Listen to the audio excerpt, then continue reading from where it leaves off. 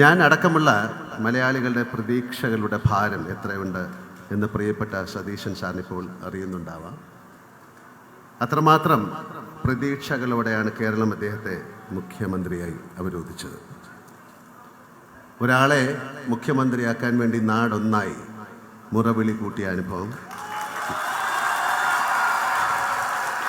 കേരള ചരിത്രത്തിൽ തന്നെ വിരളമായിരിക്കും. പരവൂരിന് മാത്രമല്ല, കേരളത്തിനാകെ ഈ ഒരാളെ വേണം എന്ന് തോന്നാൻ കാരണമെന്താണ് എന്ന് ഞാൻ ആ ദിവസങ്ങളേറെ ആലോചിച്ചിട്ടുണ്ട്. സത്യസന്ധത, സുതാര്യത. ബഹുമാനപ്പെട്ട സതീശൻ സാറിന് ഇവ രണ്ടും പ്രകടമാണ്.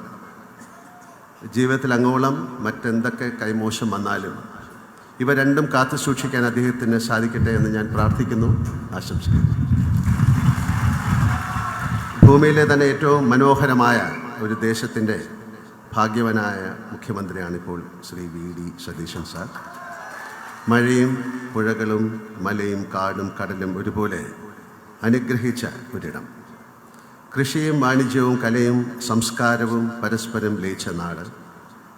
തൊഴിലിൻ്റെ ഭാഗമായി കേരളത്തിൽ അങ്ങോളം ഇങ്ങോളം യാത്ര ചെയ്യുന്ന ഒരാളാണ് ഞാൻ. അപ്പോഴെല്ലാം ഈ നാടിനെയും അതിൻ്റെ അമൂല്യമായ സമ്പത്തിനെയും വേണ്ട രീതിയിൽ ഉപയോഗിക്കാൻ നമുക്ക് സാധിച്ചിട്ടുണ്ടോ എന്ന് ഞാൻ സംശയിച്ചിട്ടുണ്ട്. അതിൻ്റെ സാധ്യതകളെ ഫലപ്രദമായ വിധത്തിൽ വിനിയോഗിക്കാൻ നമുക്ക് സാധിച്ചിട്ടില്ല എന്നാണ് എൻ്റെ അഭിപ്രായം.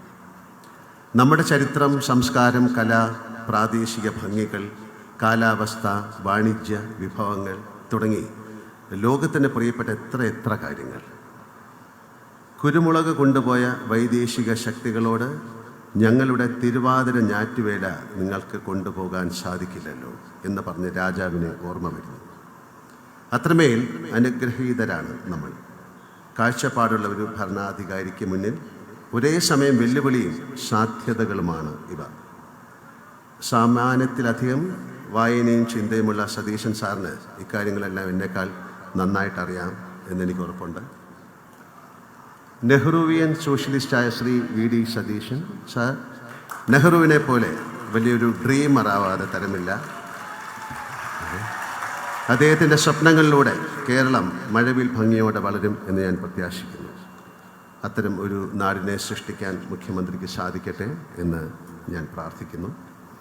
കേരളം നേരിടുന്ന പല വെല്ലുവിളികളെക്കുറിച്ച് മുമ്പ് ഞാൻ എൻ്റെ ബ്ലോഗുകളിൽ എഴുതിയിട്ടുണ്ട്. എന്നോട് തന്നെയുള്ള സംസാരങ്ങളായിരുന്നു ആ എഴുത്തുകൾ. ശുചിത്വം, പൗരബോധം, റോഡ് സംസ്കാരം, നിശബ്ദരായ മനുഷ്യരുടെ സഹനങ്ങൾ, ആരോഗ്യ മേഖലയിലെ പ്രശ്നങ്ങൾ തുടങ്ങിയ ഒരുപാട് കാര്യങ്ങൾ. പരിസര ശുചിത്വത്തെക്കുറിച്ച് ഞാൻ എപ്പോഴും പറയാറുള്ളതാണ്.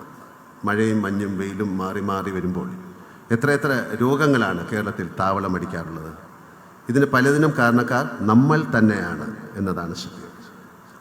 ഒരു യുദ്ധത്തിൽ മരിക്കുന്നതിനേക്കാൾ മനുഷ്യർ കേരളത്തിലെ റോഡുകളിൽ ഒരു വർഷം മരിക്കുന്നു എന്ന് ഞാൻ ഞെട്ടലോടെ ഒരിടത്ത് വായിച്ച കാര്യം ഞാൻ ഓർക്കുന്നു. മരിച്ചവരെക്കാൾ അധികമാണ് ഗുരുതരമായ പരിക്കേറ്റ് വീടുകളിലേക്ക് ഒതുങ്ങി ജീവിതം തകർന്ന് കഴിയുന്നവർ. ഈ രണ്ട് കാര്യങ്ങൾ ബഹുമാനപ്പെട്ട മുഖ്യമന്ത്രിയുടെ മുന്നിലേക്ക് എൻ്റെ ആകുലതകളായി വയ്ക്കുകയാണ്. ആളെ കൊല്ലുന്ന റോഡുകളിൽ നിന്നും നാടിനെ നശിപ്പിക്കുന്ന മാലിന്യങ്ങളിൽ നിന്നും കേരളത്തെ രക്ഷിക്കാൻ നമുക്ക് സാധിച്ചാൽ അത് വലിയ ഒരു ചുവടുവെപ്പായിരിക്കും. മറ്റൊന്ന് മയക്കുമരുന്നാണ്. Narcotics is a dirty business എന്ന് എൻ്റെ ഒരു കഥാപാത്രം പറയുന്നുണ്ട്. കേരളത്തിൽ ഇപ്പോൾ മയക്കുമരുന്ന് ഒഴുകുകയാണ്. നമ്മുടെ കുഞ്ഞുങ്ങളുടെ സ്കൂൾ കവാടത്തിൽ വരെ മയക്കുമരുന്ന് എന്ന വിപത്ത് ഇന്ന് എത്തിയിരിക്കുന്നു. ഉരുക്കുമുഷ്ടിയും ദൃഢനിശ്ചയവുമായി സർക്കാർ മുന്നിൽ നിന്നാൽ മയക്കുമരുന്ന് എന്ന വിപത്തിനെ നമുക്ക് തുടച്ചു നീക്കാൻ സാധിക്കും. അതിനുള്ള കരുത്ത് ഈ ഗവൺമെൻറ്റിനുണ്ട് എന്നാണ് ഞാൻ വിശ്വസിക്കുന്നത്. എല്ലാ രാഷ്ട്രീയ പാർട്ടിയിൽ ഉള്ളവരുമായും സൗഹൃദം നിലനിർത്തുന്ന ആളാണ് ഞാൻ.